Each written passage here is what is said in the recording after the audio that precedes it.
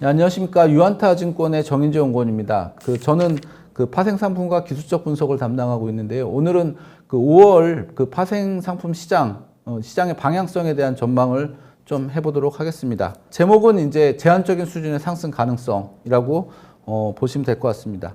제가 볼 때 이제 코스피 선물 가격 기준으로 보시면 보시다시피 작년 8월 이후로 우리는 이런 채널을 형성하고 있어요. 그러니까 완만하게 하락하는 채널이고, 사실 굉장히 오랜 시간 동안 이 채널이 형성되어 있기 때문에 이미 200일이평선이나 120일이평선 역별돼서 이제 하락 중이고, 최근에는 이제 관세 이슈 때문에 급락을 했다가 반등을 하고 있어요. 그렇긴 한데 지금 이미 120일이평선 근처에 왔고 200일이평선까지 폭도 얼마 크지 않습니다. 그래서 제한적인 수준의 상승 이후에 다시 조정하고 또 바닥 확인하는 이런 과정 이제 거치면서 5월 달의 흐름은 약간 이제 변동성 장세로 진행되지 않을까, 이렇게 좀 전망하고 있습니다. 자세한 지표들 보시면서 말씀드리겠습니다.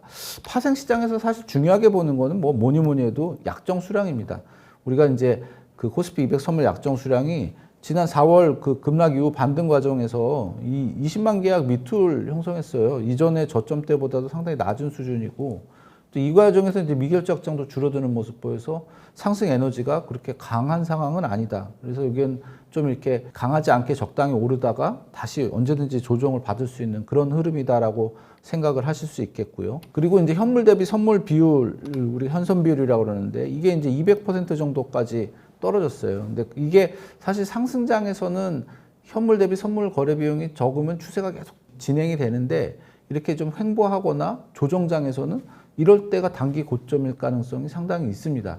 그리고 전주말에는 또 주가가 이제 올라가는 과정에서 거래가 늘었는데 주가가 상승하면서 또 차익 실현 매물도 주시장에서는 상당히 나오는 모습이고요. 그래서 시장이 이제 단기 상승률이 있긴 하지만 여전히 조금 좀 불안한 상황이고 단기 고점대에 가까워지고 있는 모습이 아닌가, 이런 생각을 할 수가 있겠습니다. 자, 외국인 포지션인데 저희들이 외국인 선물 누적 포지션이 약 마이너스 5만 2천 계약까지 갔다가 지금 4만 2천 계약 정도로 줄어든 상황입니다. 물론 이제 순매도 규모가 줄은 거는 좋은데, 이렇게 장기로 봤을 때 보통은 이제 순매수 영역에서 등락을 하면은 괜찮은데 순매도 영역에서 이렇게 등락을 한다는 건 사실은 추세 자체가 약간 아래쪽일 가능성이 있다라는 그런 얘기고요. 그래서 외국인 선물 순매도 규모가 준다고 하더라도 이게 상승 추세 전환으로 진행될 가능성은 지금으로서는 상당히 낮은 상황이라고 볼 수 있겠고요.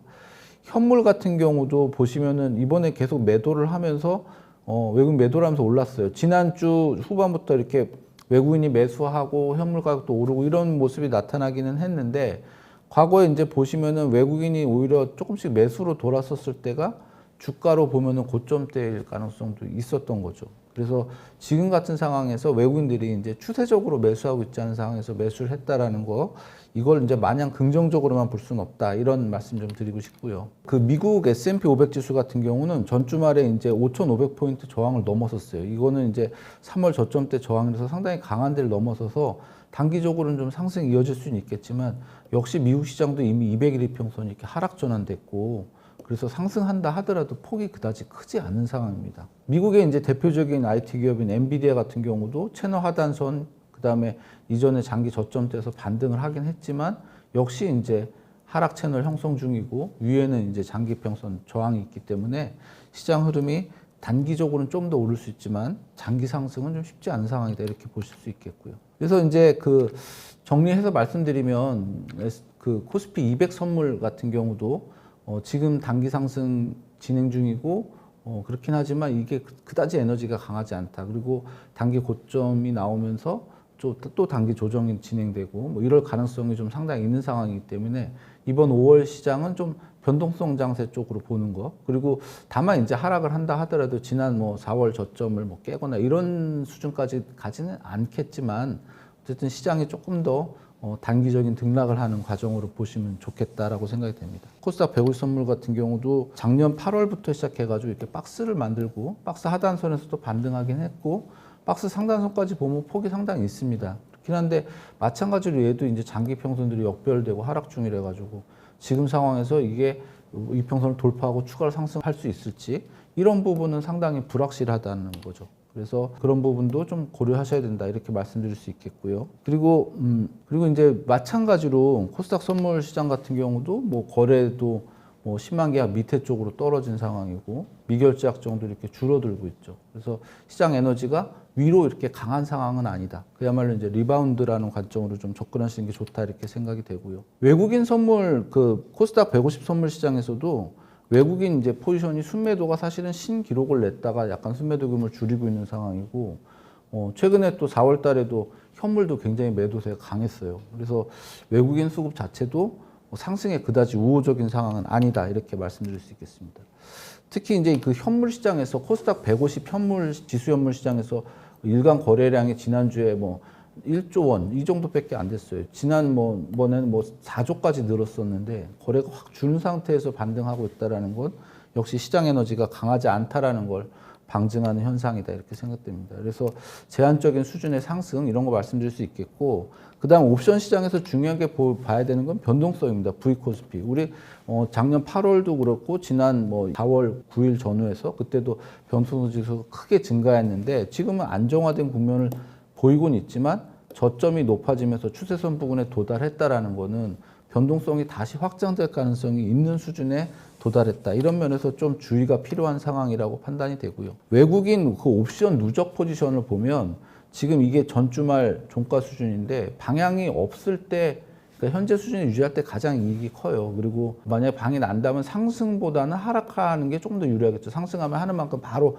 이제 수익이 줄어드는데, 물론 이건 외국인들이 매매를 하면서 변할 수는 있지만 지금 상황에서 외국인들은 현 상황에서 유지되거나 약간의 조정 방향성으로는 변동성을 축소되고 뭐 이런 관점을 좀 보고 있지 않나 이렇게 생각이 되고요. 개별 주식 선물 시장에서 사실 특별한 현상은 국매도가 재개가 되면서 미결제 약정이 크게 줄었어요. 그래가지고 미결제 약정 저점이 2024년 6월 이후로 가장 낮은 수준까지 떨어져서 그동안의 해지 수요가 개별 주식 선물 시장에서 있던 게 공매도 시장으로 조금씩 옮겨가고 있는 이런 모습들이 좀 보이고 있고요. 외국인들이 그 선물 시장에서 매매하는 걸 보시면 개별 주식 선물 시장입니다. 외국인들 선물, 이렇게 파란 게 외국인 선물이 많은 순서대로 이제 쭉 정리를 한 건데요. 지난 4월 만기 이후로 전 주말까지 모습인데, 현 선물을 동시에 매수한 애들 보면은 뭐 한화오션, 한화생명, 뭐 한화솔루션, 우리금융지주, 한국전력, 뭐 하나시스템 뭐 이런 종목들이에요. 그리고 현선물 동시로 매수가 규모가 많은 애들을 보면은 뭐 한국전력, 카카오, 하나오션, SK텔레콤 뭐 이런 식이라서 결국 이제 조선 방산 내수 관점으로 외국인들이 현선물 시장에서도 매수 관점으로 보고 있기 때문에 시장이 약간 이제 불안하다고 생각하시거나 뭐 이런 분들 입장에서는 이런 종목 쪽으로 좀 접근하시면 또 시장을 방어할 수 있는 그런 계기가 될 것 같습니다. 그래서 정리해서 말씀드리자면 5월 시장은 파생 시장 관점으로 봤을 때 이렇게 뭐 강한 상승보다는 뭐 제한적인 상승, 이후에 또 조정, 또 반등. 뭐 이래서 약간의 이제 방향성 없는 변동성 장세가 지속될 가능성이 높고, 조선방산 내수 관련주 중심으로 접근하시면 그나마 시장을 방어하시는 데 도움이 될 것 같습니다. 예, 지금까지 유한타증권의 정인재 연구원이었습니다. 감사합니다.